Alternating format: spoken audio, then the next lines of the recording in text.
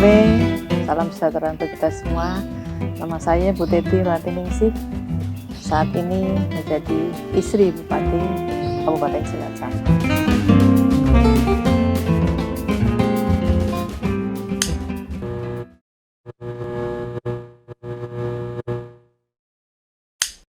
Hai Tribuners, kita hari ini sudah sampai ke Cilacap.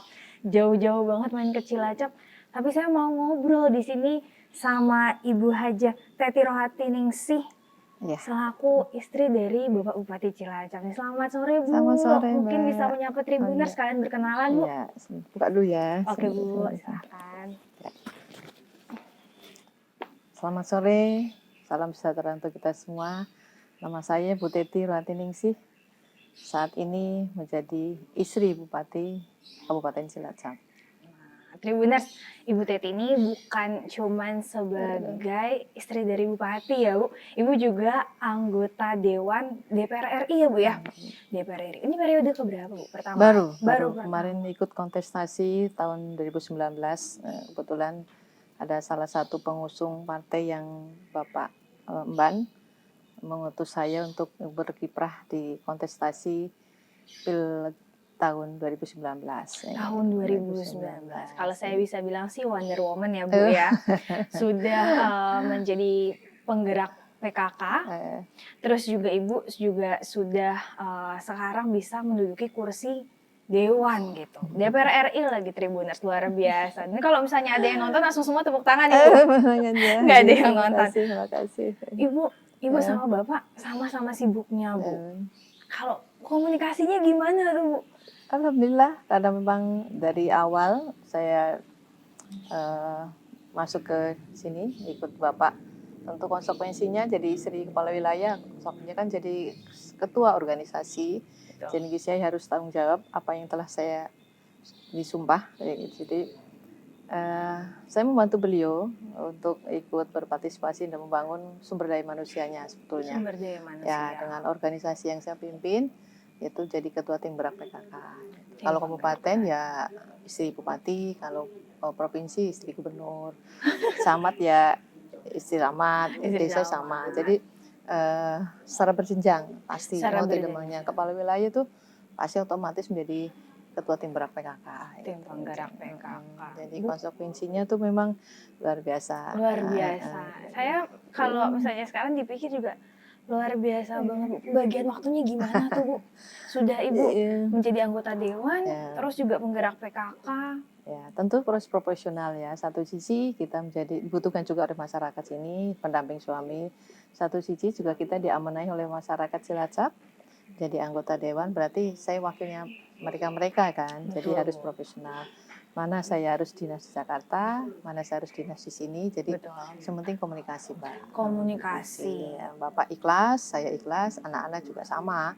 Itu kan yang penting itu kan. Betul Bu, keikhlasannya. Ya. Bu, ngomong soal anak-anak Bu. Kan kembali lagi Bapak dan Ibu sama-sama sibuknya. Tapi itu semuanya berhasil Bu anak-anak. Gimana sih Bu cara mendidik di tengah kesibukan Bapak dan Ibu? Kebetulan waktu Ibu kesini dengan Bapak itu anak-anak sudah besar-besar kuliah. Jadi tahun 2007 Bapak jadi wakil bupati menggantikan yang terdahulu terus sampai sekarang. Jadi anak-anak waktu itu masih ada SMA, SMA, terus ada yang kuliah kayak gitu. Jadi kita memanagenya gampang, bukan jadi yang kayak balita. Kalau balita kan bisa ditungguin Bapak. Tapi ini alhamdulillah komunikasinya baik. Saya menerapkan ke anak-anak sebelum saya kesini dengan Bapak, konsekuensinya di kepala wilayah, ayah dengan nama itu milik orang banyak. Satu sisi dalam dinas, tapi satu sisi lagi kita quality time dengan anak-anak ya, di mana jadi ibu dan jadi bapak ya kita harus komunikasi kayak gitu. Sebetulnya sih itu anak-anak mengerti. Pengertiannya ya Bu ya. Sempat waktu mulai jadi Bapak jadi wakil Bu, sempat dari pengusaha, Bapak kan sebelumnya pengusaha nih Bu. Betul. Ada sempat kaget nggak sih Bu? Aduh, kok tiba-tiba saya jadi milik semua orang gitu. Sebetulnya sih nggak kayak banget sih nggak. Jadi kebetulan waktu Ibu jadi pengusaha aja, Ibu sering komunikasi dengan masyarakat, sering kumpul-kumpul dengan masyarakat. Bapak juga ikut di organisasi KNPI kan dulu. Jadi saya sedikit tahu hubungan dengan masyarakat sudah agak terpola sedikit, cuma memang terpola. beda kan. Beda, Jadi betul. bedanya itu memang saya sudah bilang sama Bapak, satu sisi kita milik masyarakat banyak, satu sisi kita juga harus jadi ibu, jadi bapak figur yang baik, orang tua yang baik. Jadi konsekuensinya harus bisa membagi waktu. Iya sih mah, gitu kan cerita kita. Komunikasi ya Bu ya. Komunikasi sebetulnya Bapak. Saya ikhlas lah Mbak sebetulnya sih kayak gitu. Saling ikhlas ya Bu, Ikhlas, kuncinya ya. Anak-anak juga mengerti apa menjadi tanggung jawab bapak ibunya. Itu sebetulnya itu. Obrolan dulu Bu, waktu bapak mau nyalon gimana sih Bu? Dulu tentunya pengusaha ya, pengusaha itu kan apa-apa di manage sendiri, mau apa-apa juga sendiri, fleksibel ya Bu ya. Itu. Tapi dulu memang yang kita cari memang profit minded gitu, karena memang kita harus menghidupi anak-anak. Saya sendiri dengan bapak memang dari mulai menikah dengan beliau tetap bekerja di rumah, maksudnya tidak pergi kemana-mana gitu. Saya jadi ibu rumah tangga tapi membantu beliau kan di toko. Jadi setiap hari itu berdua gitu. Saya bilang, ayah waktu dia keputusan untuk ke sini, saya bilang 180 derajat loh Pak gitu. Biasanya kita mengatur orang, sekarang diatur. Betul. Dengan keprotokolan kan seperti itu. Betul. Jadi kita harus patuh. Ayah siap nggak gitu. Karena memang habit orang yang sudah beberapa tahun suruh berubah begitu saja agak kita berpikir panjang waktu itu. Betul. Tapi mungkin jalannya harus seperti ini. Masyarakat menginginkan ya. Anak-anak sudah membolehkan, restu dari kedua orang tua juga membolehkan, ya sudah Mbak. Jadi kita jalani saja toh. Hidup ini kan perjalanan kayak gitu. Semua kalau dinilai ibadah, ya udahlah gitu. Jadi kita enjoy aja. Pertimbangan ya Pertimbangan Bu, sebetulnya sudah. Luar biasa loh Tribuners, kembali lagi dari tadi Ibu membahas bahwa kuncinya adalah ikhlas. Ikhlas, komunikasi. Ini saya masih single jadi banyak mengambil apa nih ya? Jadi inspirasi banget Bu. Rasanya gimana sih Bu? Sudahlah menjadi istri bupati, penggerak PKK, lalu menjadi menempati kursi dewan Bu. Gimana sih Bu rasanya? Iya, rasanya sih bahagia lah. Semua yang Allah titipkan ke kita, apapun pekerjaan kita nikmati. Itu kita bahagia. Ada banyak suka dukanya, tapi banyak sukanya lah.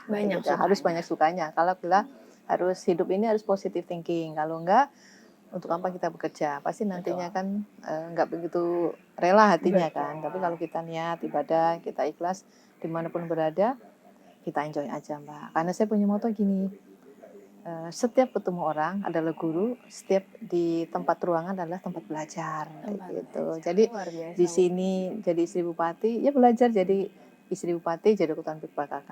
Saya di Jakarta diamani oleh rakyat jadi anggota dewan, belajar di lingkungan dewan. Jadi seperti intinya kan belajar kan gitu. Makanya dengan moto itu akhirnya saya mau belajar.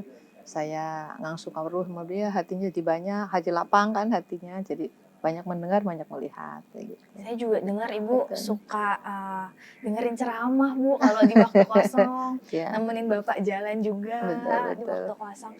Luar biasa loh Tribuners, perjalanan Bapak dan Ibu tahun ini 40 tahun ya Bu ya? Mau 40 tahun. Mau 40 nanti tahun. Bulan Mei ya Pak ya? Mei kalau tidak salah. Rahasianya apa Bu? Rahasianya saling percaya.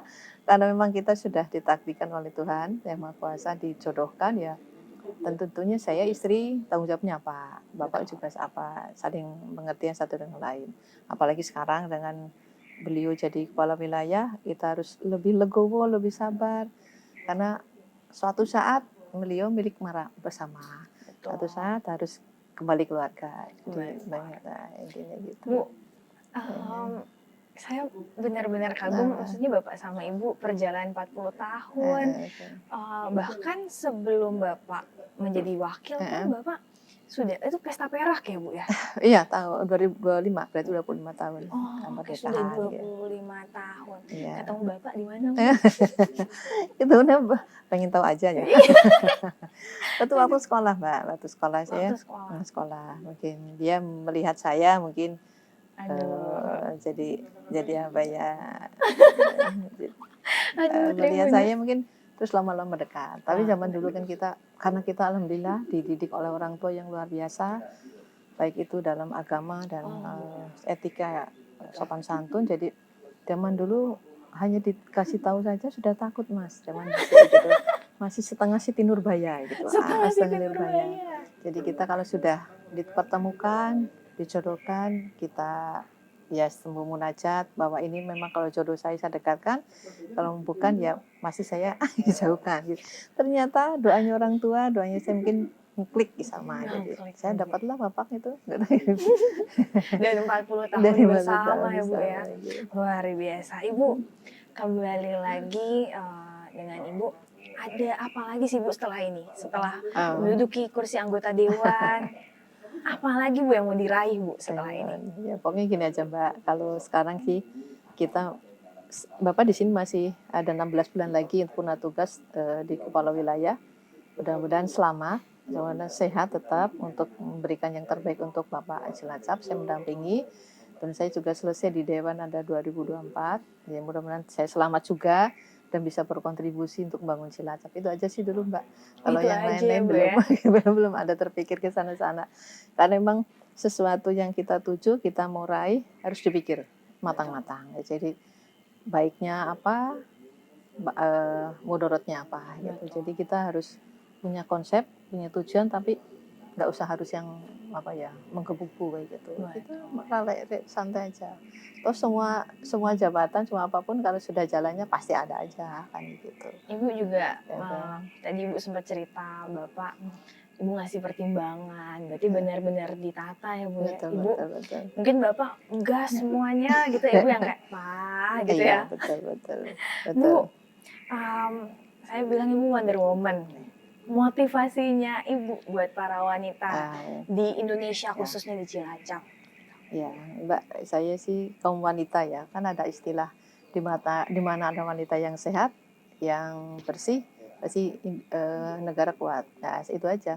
Apalagi sekarang di zaman digitalisasi, zaman era revolusi 4.0, manusia, khususnya perempuan, dikasih keran demokrasi yang luar biasa untuk berkarya di Indonesia, di negeri ini.